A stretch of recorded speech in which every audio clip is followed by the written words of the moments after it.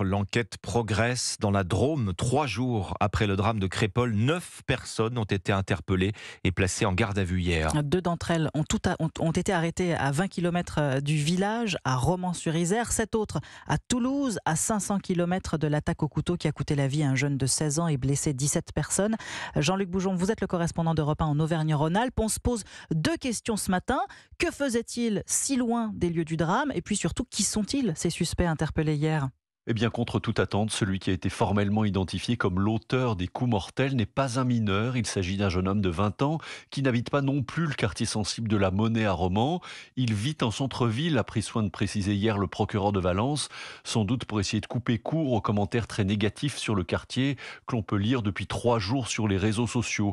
En tout cas, il semble que le projet de ces 7 jeunes interpellés à Toulouse était de quitter la France et de fuir en Espagne. C'est pour empêcher cela qu'une quarantaine d'hommes du GIGN sont intervenus hier après-midi lorsqu'ils ont constaté que les jeunes se mettaient en mouvement.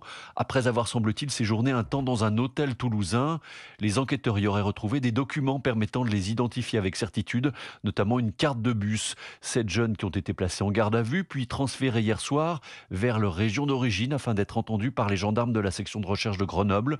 Même régime pour les 2 autres personnes arrêtées dans la Drôme.